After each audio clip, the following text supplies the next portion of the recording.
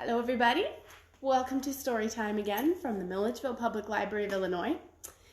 The story we had for you today was collected many years ago, somewhere near Germany, by Jacob and Wilhelm Grimm. Comes from the Grimm's brothers, and this is the story of the Bremen town musicians. Once long ago, there was a donkey. Now, this donkey had been working for his entire life, carrying sacks of grain from the farm to the mill and sacks of flour back from the mill to the farm. And he was getting rather old. So it was getting very hard for him to carry the sacks of grain to the mill and the sacks of flour back to the farm. And one day he overheard the farmer talking about how he needed to find a new, younger donkey who could still carry all of the sacks. And the donkey knew that that meant that soon he would be sent to the butcher or the glue factory. And he didn't want to die. And so he decided he was going to take on a new job. He had heard the farmer talking about a very large town called Bremen, and he was going to go to Bremen and, well, what could he do? He had always liked music, and so he decided he would go to Bremen and he would ask the men there if they would make him the town musician. And so off he trotted down the road. Well, as he was trotting down the road one time, he came, as he was going along, he heard a sound, and it sounded a lot like He looked around and he said, "What is that odd noise?" And before too long, he came upon a dog lying on the side of the road, panting as if it had been running for miles. And he said, "Well, friend dog, what on earth is the matter? You look as though you've been running for quite some time." And the dog said, "Well, you'd have been running too. You see, my master has used me to go and to hunt the game for years and years now, and I'm quite an old dog, and it's rather hard for me to smell the game anymore, and it's very difficult for me to chase it through the forest, and, well, my master decided that perhaps if I wasn't useful as a hunting dog anymore, that maybe he would just get rid of me. And so I ran away before he would kill me. But I don't know what I'm going to do with myself now." And the donkey said, "Well, you know, I am going to the town of Bremen to become the town musician. I can play the lute." The donkey didn't really know what a lute was, but he thought it sounded easy to play. "And you, friend dog, you could beat on the drum. That will definitely work." And so the dog said, "Well, I think I could do that. I shall come with you if I may." And the donkey said, "Come along, friend." And the two of them trotted off down the road together. Now, before they'd gone too much further, they came upon a cat. Have you ever seen a cat that's all wet and looking maybe a little grouchy? That's what this cat looked like. And they said, "Why, friend cat, whatever has happened to you? You look as though someone tried to drown you." And the cat said, "Well, that is exactly what happened. You see, I have gotten a bit old, and I would rather lie on the hearth near the warm fire and purr than chase the mice that run through the house. And so my mistress decided I wasn't any use anymore, and she tried to drown me. But I managed to make it out, even though I hate water. Oh! But now I don't know what I'm going to do with myself. I can't go home." Well, the donkey and the dog looked at each other, and they looked at the cat, and they said, "We have an idea. We are going to Bremen to be the town musicians. The donkey shall play the lute, the dog shall beat the drum, and you, well, friend cat, we have heard that cats are good at serenading. You shall join us, and you can do the singing." Well, the cat thought that sounded like a good plan. He did like to serenade folks from time to time, and so the three of them trotted off down the road together. Well, as they were going down the road, they passed a farm, and standing on the fence just outside the farm was a rooster, and he was crowing and crowing and crowing as loud as he possibly could, and just over and over and over again. And as they got a bit closer, the donkey said, "Friend Rooster, what on earth is the matter that you are crowing so very much?" And the rooster said, "Well, you know, I have been living at this farm for quite some time now, and I have been very careful to announce the day and to let everyone know that the weather will be clear and it is time to do the washing or the mending or the sewing or the reaping or the bread baking or whatever it is that they need to do that day. But you see, I'm getting a bit old, and every once in a while I've crow at the wrong time, apparently, and I overheard the mistress say that there will be guests coming to supper upon Sunday, and that I am to be the supper. And since they're going to wring my neck tonight, I thought I would crow as much as I possibly could and just get it all out there." "Well," said the donkey, "now you see, the three of us have also left houses where they didn't think we were any good anymore just because we were a bit old. And we are going to Bremen to be the town musicians. I am going to play the lute, the dog shall beat the drum, the cat shall serenade it. Well, you have quite a powerful voice, my friend. Why don't you come along and you can help us out?"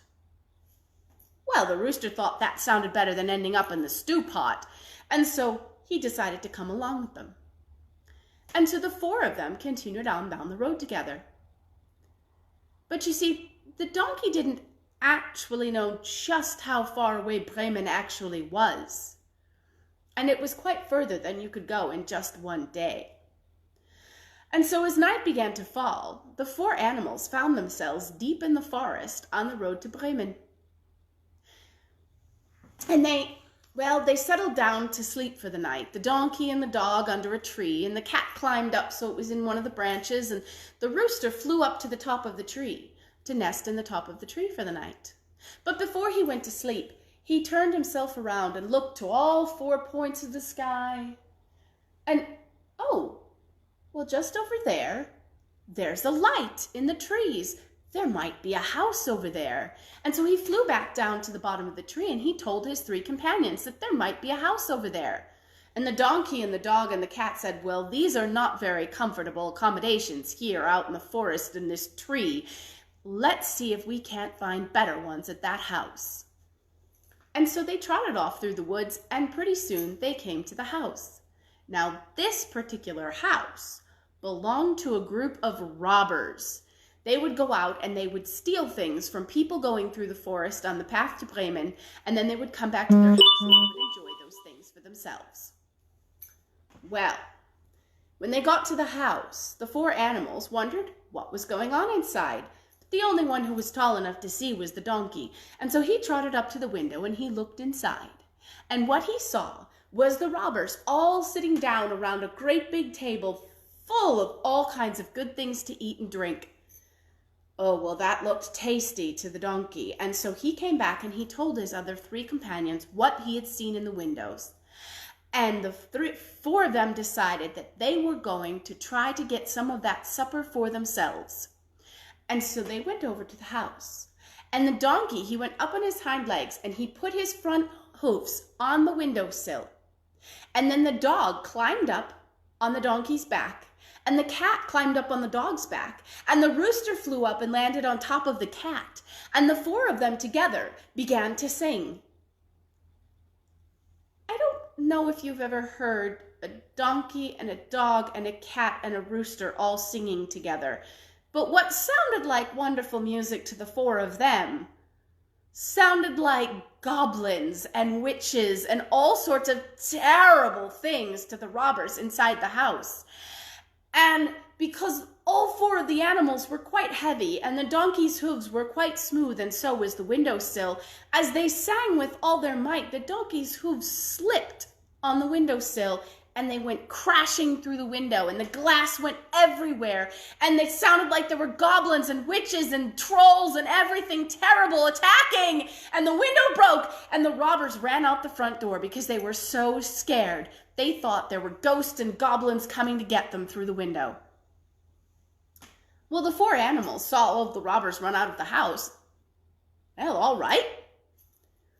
They've left us a feast. And so they climbed down off of each other's backs, and they went trotted into the house, and they ate as though they had not eaten for months.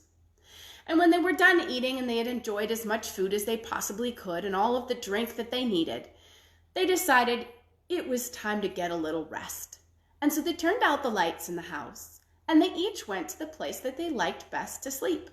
The donkey trotted out into the yard and put himself in a nice little corner, and he stood up. Donkeys like to stand up to sleep, and he stood there and he fell asleep. The dog curled himself up behind the door of the house and fell asleep. The cat went and slept next to the warm coals in the hearth in the kitchen, and the rooster flew up into the rafters of the house, and they all fell asleep.